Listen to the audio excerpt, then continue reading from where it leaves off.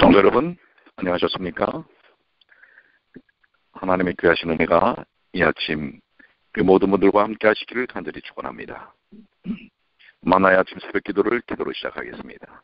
하늘에 계시는 사랑이 많으신 아버지 하나님, 주님의 귀하신 은혜와 섭리가 이 아침 저희들을 깨워주시고 저희에게 생명의 기쁨을 허락해 주셔서 감사합니다. 오늘도 주의 말씀으로 거듭나게 하시고 저희의 삶의 진정한 성령의 충만함을 통해 변화를 경험하도록 도와주시옵소서. 저희의 잘못된 생각, 의식, 습관, 삶의 태도들을 이 아침에 다시 성령께서 지도하시는 지도하심에 우리의 의지를 맡길 수 있도록 도와주시옵소서. 우리 주님 예수님의 이름으로 간절히 기도드리옵나이다. 아멘. 오늘은 제2과 과정 제2과의 말씀입니다. 귀에서 발끝까지라고 하는 제목을 갖고 있는데요. 자, 기억절의 말씀 잠언 4장 26절. 내 발이 행할 길을 평탄하게 하며 내 모든 길을 든든히 하라. 우리 한번 다 같이 한번 해볼까요? 다 같이 내 발이 행할 길을 평탄케 하며 내 모든 길을 든든히 하라. 이번 과에서의 우리가 깨닫기는 잠언에서 묘사하고 있는 지혜가 하나님의 지혜이신 그리스도를 가리키고 있음을 깨닫는 것입니다.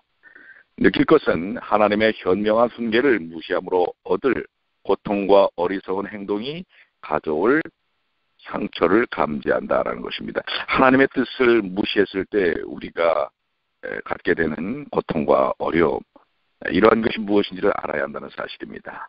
행하기는 우리의 우둔한 심령의 유일한 해결책이신 그리스도를 찾는 것입니다. 자, 서론의 말씀을 보시면 우리가 지혜에 대한 부분을 어떻게 얻을 수 있는가?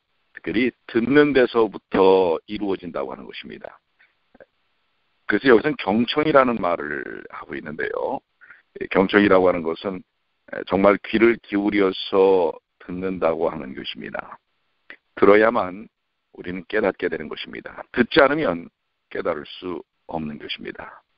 우리가 옳고 그름을 선택하기 위해서는 우리의 의지를 바르게 사용하기 위해서는 들어야 합니다. 그래야만 우리는 참다운 지혜를 얻게 되고 그 지혜를 통해서 우리의 삶의 바른 선택을 하게 된다고 하는 것입니다. 우리가 잘못된 방향으로 가지 않는 삶, 아니 온전한 방향으로 가는 삶을 위한 듣기, 그리고 그 들음에서부터의 순종에 대한 삶이 매우 필요함을 말씀하고 있는 것입니다. 자, 첫째 날입니다. 들으라. 그래서 첫째 날부터 들음에 대한 이야기를 하고 있습니다. 밑으로 내려가셔서 교훈을 보시면 우리는 스스로 지혜로워질 수 없다. 믿음이 들음에서 나는 것처럼 우리는 마음을 기울여 하나님의 말씀을 듣고 순종함으로 지혜를 얻어야 한다. 우리가 너무 자주자주 이야기했던 부분 아니겠습니까? 듣는 것이 얼마나 중요한 것인지. 잠언 4장 5절에 지혜를 얻으며 명철을 얻으라. 내 입의 말을 잊지 말며 어기지 말라. 예, 우리가 지혜를 얻는 것이 들음에서 시작된다는 사실을 분명히 말씀하고 계십니다. 경청은 교육의 첫 단계라고 할 수가 있습니다. 특별히 이스라엘 사람들 히브리인의 사고방식에서 이 지혜와 지성의 위치는 두뇌에 있지 않고 귀에 있다고 하는 것입니다. 머리에 있는 게 아니라 귀에 있습니다. 우리는 우리가 어떤 문제를 개념화시키거나 해결하기 전에 먼저 그것을 들어야 한다는 뜻입니다. 다시 말해 듣는 것이 중요합니다. 근데 많은 사람들은 자기는 정작 듣지 않으면서 다른 사람이 자기의 말을 들어주기를 원한다고 하는 것입니다. 이 문제를 한번 여러분들이 깊이 한번 생각해 보시길 바랍니다. 들어야 합니다 라고 요구를 하면서 정작 자기들은 듣지 않는다는 사실, 여기에 상당한 갭이 있고 문제가 있다고 하는 사실을 깨달아야 할 것입니다. 자, 여러분들은 하나님의 말씀을 듣기 위해 어떤 노력을 기울이고 있습니까? 어떻게 보면 우리 아침 새벽 말씀에도 이 말씀을 듣는 것, 그래서 상당히 열려있는 귀가 필요합니다. 또 우리가 금요일 예배, 안식일 예배도 마찬가지입니다. 듣지 않으면 변화를 가질 수가 없습니다. 말씀을 듣지 않는데 어떻게 변화가 있습니까? 그래서 여러분들 스스로가 예배를 통해서 또 방송을 통해서 말씀을 듣는 태도에 대하여 우리가 점검을 한번 해볼 필요가 있습니다. 내가 제대로 듣고 있는가, 아니면 귀는 그냥 열어놨지만은 딴 생각으로 하고 있으면 들리긴 들리지만 그것이 마음에 담기지 않는다고 하는 것입니다. 그렇기 때문에 우리는 정말 귀를 활짝 열어서 마음을 기울여서 듣는 일이 필요하다고 하는 것입니다. 특별히 하나님의 말씀을 들어야만 우리는 깨달음을 얻고 성령의 역사함 속에서 변화를 경험할 수 있다고 하는 것입니다. 에레미야 29장 13절, 너희가 온 몸으로 나를 구하면 나를 찾을 것이요 나를 만나리라. 이것은 바로 그러한 열망 속에서 주님의 말씀을 듣고자 할 때 주님을 만날 수 있음을 이야기하고 있는 것입니다. 듣는 것이 매우 중요합니다. 그것은 여러분 자신에게 해당되는 말입니다. 다른 사람에게 요구할 이야기가 아니라는 것을 기억하시게 되길 바랍니다. 자, 묵상으로 올라가시면 여러분의 듣는 마음은 정상적으로 작동하고 있습니까? 정말 작동하고 있습니까? 내 생각에 갇혀서 다른 사람의 이야기는 듣지 않고 자기 말만 하고 자기 생각 속에 사로잡혀 있지 않는가? 그리고 듣는데 상당히 중요한 것은 상대방의 입장이나 상황, 또 상대방의 견해, 이것을 존중해야만 제대로 들을 수가 있는 것입니다. 그것은 상대방에 대한 위치나 역할에 대해서 인정하는 마음이 있어야 한다고 하는 사실입니다. 자, 여기 그런 이야기를 하고 있죠. 같은 설교를 들어도 은혜를 받는 사람이 있는가 하면 은혜를 받지 못하는 사람도 있다라는 것입니다. 이게 왜 그렇다라고 그런 것이죠. 듣는 데 문제가 있기 때문에 그렇습니다. 듣지 않으면 아무리 좋은 말씀도 의미가 없고요. 잘 들으면 딱딱한 정말 장작개비 같은 말씀이랄지라도 감동을 줄 수 있다고 하는 사실을 말씀하고 있는 것입니다. 적용입니다. 여러분은 하나님의 말씀을 경청하기 위해 어떤 노력을 기울이시겠습니까? 오늘 이 새해 사실 우리가 초입 아니겠습니까? 듣는 훈련, 듣는 노력, 들음에 대한 의지를 갖는 일이 필요하지 않을까 이렇게 생각이 됩니다. 자, 여러분들이 어제도 어떠셨습니까? 듣는 걸 잘하셨습니까? 자신의 생각을 자꾸 다른 사람들에게 주입시키고 이야기하려고 하는 일을 많이 했습니까? 다른 사람을 판단하는 일을 많이 했습니까? 아니면 다른 사람들의 입장을 들으려고 했던 경우가 많습니까? 한번 생각해 볼 필요가 있는 문제고요. 둘째 날입니다. 가족을 지키라.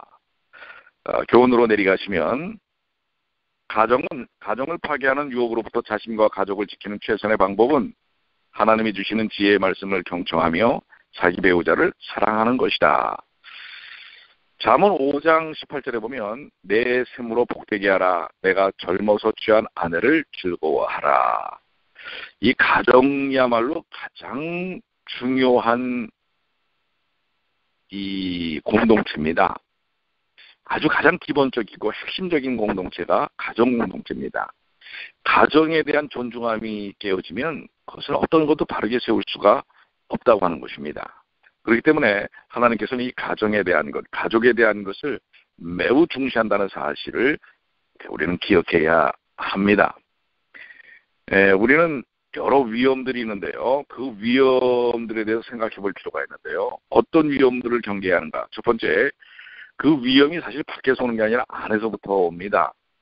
그것은 우리의 언어 속에 자리하고 있다고 하는 것입니다. 그러니까 우리가 가정을 지키는 일에 이 말이 참 중요합니다. 말 한마디 실수로 인해서 가정의 틈이 갈려지는 것들을 볼 수가 있습니다. 그렇기 때문에 가정에서도 부부 간에, 부모 자식 간에 정말 말에 대한 부분들을 잘 관리할 필요가 있습니다. 언어에 대한 지혜가 필요하고요. 두 번째는 가정에 끼어드는 가족 구성원이 아닌, 물론 우리가 영적인 가정의 개념은 좀 다르지만 우리가 혈연적인 또 결혼을 통한 가정에 끼어드는 비관계적, 합리적, 또 비법적, 무법이라고 할 수 있죠. 부적절한 이성들, 남자나 여자, 이것이 끼어들어서는 안 된다고 하는 것입니다. 어떠한 이유에서고 부부 사이에 다른 대상이 끼어들면 안 된다는 것. 이것은 정말 분명하게 해야 할 일이라고 하는 것입니다. 감정이 어떻고 사랑이 어떻고 이야기를 합니다. 그러나 그것은 성경이 지지하는 내용이 아니라는 것을 기억해야 합니다. 정상적인 부부관계 외에 사랑 타령을 하는 것은 그것은 성서적이지 않다는 것을 기억해야 합니다. 그러한 감정적 부분은 테두리 안에서, 가정이라는 고유의 테두리 안에서 존중되고 또 유지되어야 할 부분이라는 것을 기억해야 합니다. 그래서 이 사문 5장에는 이러한 유혹들이 달콤한 말로 이렇게 유혹들이 다가온다고 하는 것입니다. 그래서 이러한 유혹들, 부부관계를 깨뜨리는 이러한 유혹들을 제어하고 방어할 수 있는 것은 하나님의 말씀을 경청하는 것입니다. 말씀 속에 바로 서지 않으면 안 되는 것입니다. 영감적인 훈계에 주의를 기울이고 그것에 순종함으로써 우리는 더욱 본질적인 것에 집중할 수 있고, 그러므로 반음과 다른 어떤 유혹에서도 자신을 방어할 수 있다고 하는 것입니다. 분명한 것은 부부 사이에 다른 대상이 끼어들면 안 된다는 것 기억하셔야 합니다. 근데 그것을 방어할 수 있는 최선의 방법은 하나님의 말씀을 우리의 삶 속에 잘 간직하고 그러한 도전들과 유혹들을 이겨낼 수 있는 능력을 갖는 것이라는 것 기억해야 할 것입니다. 묵상입니다. 말씀으로부터 멀어질 때 자신이 얼마나 유혹에 취약하게 되는지 우리는 생각해 봐야 합니다. 사실 목사건 장로건 집사건 말씀에서 멀어지면 유혹을 받을 수밖에 없습니다. 그렇기 때문에 우리가 하나님의 일을 하든 어떤 일을 하든 그 말씀 속에 그 바탕을 두지 않는 삶 속에는 그것은 하나님의 사역이 이루어질 수가 없는 것입니다. 더이나 사단의 도전이 있고 어떤 면에서는 마귀의 수족으로서 일을 할 수 있다는 사실을 우리는 기억해야 합니다. 그 사람의 직분이나 위치가 그 사람을 가치 있게 만들어주는 것이 아닙니다. 정녕 그 사람이 그 사역을 온전히 감당할 수 있는 것은 그 가운데 하나님의 진리의 말씀이 있는가, 말씀 속에 있는가, 말씀을 순종하려 하는가, 그것이 중요한 것입니다. 물론 사람들이 실수할 수 있습니다. 예를 들어서 교인들이 어떤 실수를 할 수가 있죠. 그러나 그것이 용인되지 않을 수가 있습니다. 그 실수나 잘못은 우리가 하나님께 내려놓으면 용서받습니다. 그러나 용서를 담보로 그 일을 계속 자행한다면 그것은 고범죄에 해당하는 것입니다. 즉 알고 짓는 죄이기 때문에 그것은 용서함이 없다는 사실을 기억해야 합니다. 분명히 잘못된 것을 알면서도 여전히 방치하고 자신의 의지를 거기다가 내려놓게 되면 그것은 결국 그 선택의 결과를 본인이 짊어질 수밖에 없다고 하는 것을 기억해야 합니다. 자, 고린도전서 10장 13절을 읽어보시면 여기서 말하는 시험과 다른 유혹에 노출되지 않으려면 어떤 대책이 있어야 할까라는 것인데요. 아내는 자기 남편을 존경하고 남편은 자기 아내를 사랑하고 소중히 여겨야 한다고 하는 것입니다. 즉 그들의 결혼 서약, 그 약속을 그리스도를 믿는 믿음 안에서 주 안에서 그들을 하나 되게 하는 경험 속에서 결혼관계가 이어져야 한다는 사실입니다. 결혼관계에 들어가는 이들이 함께 예수를 배우고 심쓰며 더욱더 그리스도의 정신에 물들게 되는 일보다 하나님이 기뻐하시는 일이 없다는 것입니다. 즉 결혼관계가 유지되고 보수되고 잘 보존되기 위해서는 우리가 그리스도 안의 부부가 함께 있는 일이 필요하다는 사실을 기억해야 합니다. 셋째 날입니다. 우정을 지키라. 사실 잠언은 우리의 실생활에 정말 필요한 부분들을 정확하게 말씀을 하고 계십니다. 자, 잠언 6장 1절로 5절 가운데 특별히 2절까지 보시면 내 아들아 내가 만일 이웃을 위하여 담보하며 타인을 위하여 보증하였으면 내 입의 말로 내게 내가 얽혔으며 내 입의 말로 인하여 잡히게 되었느니라. 자, 이 특별히 인간관계는 매우 중요합니다. 인간관계에서의 다른 사람들의 어려움을 살피는 일은 그리스도인들이 당연히 해야 할 일입니다. 그렇지만 재정관계에 대한 부분에 대해서는 사실 요즘 뭐 뉴스 가운데서도 많이 나오잖아요. 유명인들 가운데서도 보증을 잘못 쓰므로 인하여 아주 어려움을 겪는 경우들이 많습니다. 우정이라고 하는 빌미를 통해서 뒷보증을 쓰는 경우들이 있습니다. 여러분들이 그러한 경우에는 아예 나중에 그 사람이 질 모든 책임에 대한 부분을 떠안을 각오가 있을 때는 그걸 할 수 있습니다. 그러나 성경은 보증에 대해서 매우 부정적인 입장을 취하고 있다는 사실을 기억해야 합니다. 잠언은 빚을 지고 있는 친구에게 무분별한 재정적 후원을 삼가하도록 경고하고 있습니다. 이 자선의 의무는 공의의 의무를 배제하지 않는다라는 것인데요. 물론 우리가 할 수 있는 상황에서 관대할 필요는 있지만 우리의 자선이 낭패가 되어서 돌아오지 않게 확신할 만큼 지혜로워야 한다고 하는 것입니다. 그러니까 이 보증은 가급적 쓰지 않는 것이 되어야 한다는 것입니다. 보증을 쓸 만한 입장이 된다면 그 사람이 안고 있는 모든 책임까지도 짊어질 각오가 돼 있을 때 그 일을 할 수 있는 것입니다. 그렇기 때문에 성경은 특별히 잠언의 말씀은 보증을 서지 않는 것이 지혜로운 일이라는 사실을 말씀하고 있습니다. 전에 우리가 잠언을 우리가 말씀 묵상을 하면서도 그 말씀을 드렸지요. 저도 한때는 이 보증에 대한 의미들을 조금 착각한 경우들이 있었습니다. 특별히 이 미국에 와서 크레딧이 없을 때 차를 사든지 뭘 하든지 할 때 참 어렵거든요. 그래서 다른 사람에게 코사인을 요청했던 경우들이 있었던 것을 제가 기억합니다. 그런데 그것이 어쨌든 간에 재정 코사인이기 때문에 보증입니다. 그런 상황을 다른 사람들에게 부담을 주었다고 하는 것 자체가 제가 참 경솔했구나라는 생각을 합니다. 물론 그 시절에는 다른 방법이 없었습니다. 처음에 미국 와서 어떻게 내가 크레딧을 쌓을 수 있는 방법들이 없었기 때문에 그러면 차를 사지 말았어야 했던 것입니다. 물론 제가 그 이후에 그것을 성실하게 잘 차를 페이업을 할 때까지 잘 냈기 때문에 문제가 없었지만 만약에 제가 차를 제대로 페이를 하지 못했다면 그 콜사인을 했던 분이 고스란히 저에 대한 재정적 책임을 짊어질 수밖에 없게 될 것입니다.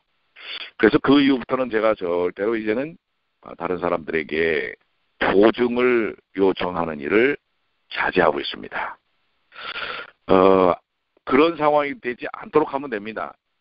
뭐 그런 상황이 되면 차 없이 그냥 지내면 되는 것이고요. 여러분들도 이제 지혜가 필요합니다. 내 불편함이나 어려움 때문에 다른 사람에게 보증을 요청하지 않게 되길 바랍니다. 물론 아주 정이 급한 어떤 경우들에 대해서는 뭐 참 그럴 수 있는 상황들도 있겠지만 가급적 보증을 서줘야 할 상황을 만들지 않는 게 지혜로운 거고요.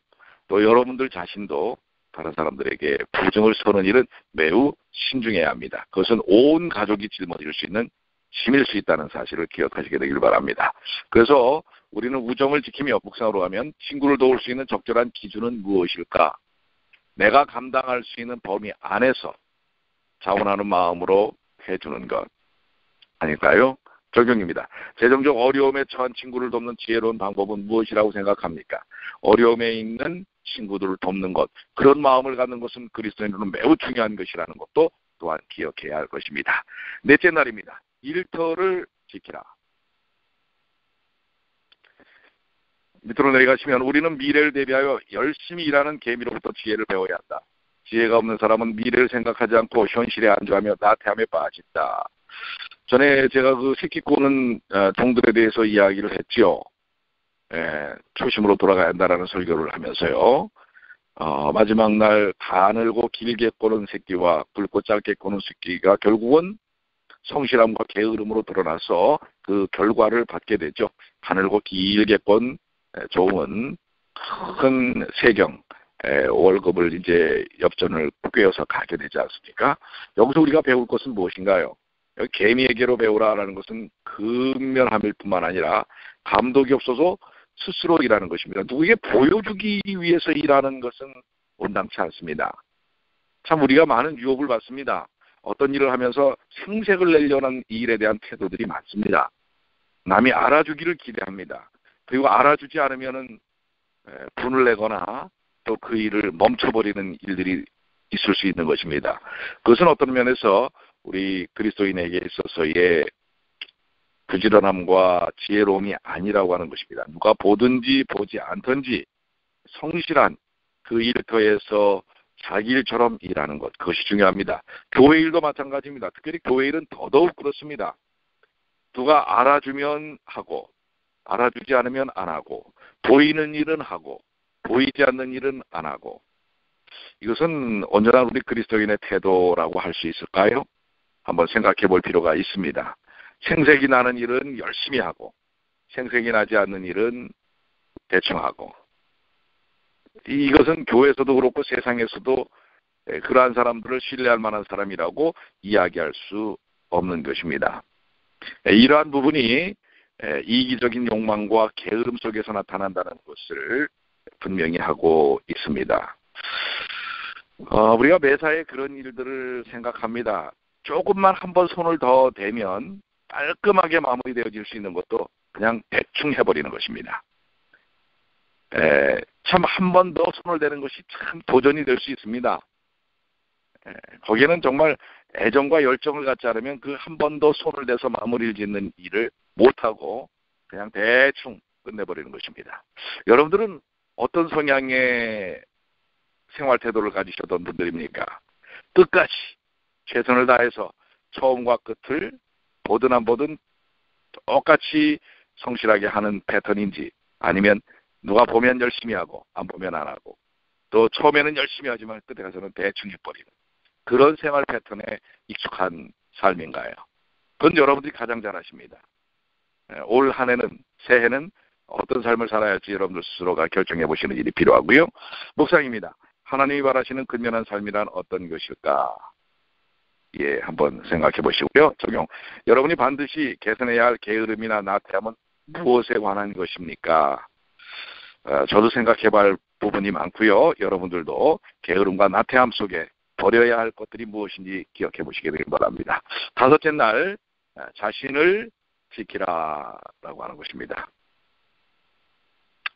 자, 밑으로 내려가시면 우리는 악한 생각이 마음에 머물도록 허용해서는 안 된다. 하나님의 지혜를 거부하고 자신의 지혜에 의존하는 악인들은 타인과 자신 모두를 해한다. 여기 하나님의 지혜를 거부하고 자기의 지식의 지혜에 의존하는 사람을 악인이라고 얘기하고 있습니다. 이거 상당히 참 우리가 생각해 볼 만한 이야기죠. 하나님의 지혜를 받아들이지 않는 것은 악인이라고 하는 것입니다. 악인은 타인과 자신을 모두 해합니다. 자신이 똑똑한 줄 압니다. 그런데 결과적으로 거기에 대한 책임은 자신이 져야 한다는 사실을 이야기하고 있습니다. 잠언 6장 12절로 14절에 그 마음의 패역을 품으며 항상 악을 꾀하며 다툼을 일으키는 자라. 그렇습니다. 이렇게 자신의 지혜에 함몰되어 있는 사람은 다툼을 일으키는 사람이 되고 맙니다. 매사에 자기가 똑똑한 줄 압니다. 그래서 모든 것을 이렇게 챙기고 체크업하고 비판하고 판단합니다. 그래서 결국은 뭐예요? 다툼을 일으키게 합니다. 때로는 다른 사람의 실수나 부족함도 덮을 줄 알아야 합니다. 그것이 그렇게 우리의 생명에 크게 좌우되는 일이 아니라고 한다면 그에 목매일 필요가 없다는 것을 우리는 기억해야 합니다. 오히려 무엇을 지적하고 판단하는 것보다 포용하고 끌어안는 것을 통해서 더 많은 것을 얻을 수 있다는 사실을 기억해야 합니다. 저도 목회하면서 그런 경우들이 많지요.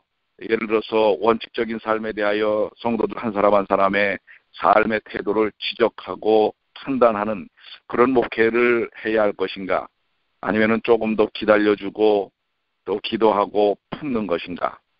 저는 후자를 많이 선택을 합니다. 그런데 때로는 그걸 악용하는 경우들도 있습니다. 예를 들어서 헌금의 정신, 또 교회에서의 봉사의 정신, 말씀 중심 예배에 대한 것, 이런 것들을 하나하나 이렇게 체크하거나 체크업하지 않는 것을 오히려 악용해서 당연한 것으로 받아들이는 것입니다. 이럴 때는 사실 목회자로서 많은 고민을 갖습니다. 여러분들은 어떠십니까? 여러분의 삶 속에서 여러분 자신도 그렇고 여러분 주변에 있는 사람들이 그런 당연히 하나님의 뜻 가운데서 해야 할 것들을 무시하고 오히려 그걸 당당하게 여기는 그런 경우들을 보지 않습니까? 여러분 자신은 어떻습니까? 그동안 혹시 하나님 앞에 정직하지 못했던 것, 성실하지 못했던 부분들이 있다면 여러분의 마음을 주님께 드림으로써 변화를 경험해야 할 것입니다. 안식일에 대한 것, 전도에 관한 것, 봉사에 관한 것, 헌금에 관한 것, 그 모든 것들이 여러분의 기준이 아니라 하나님의 말씀의 기준에 맞춰서 여러분 자신을 한번 스스로 여러분이 여러분 자신을 판단하시게 되길 바랍니다.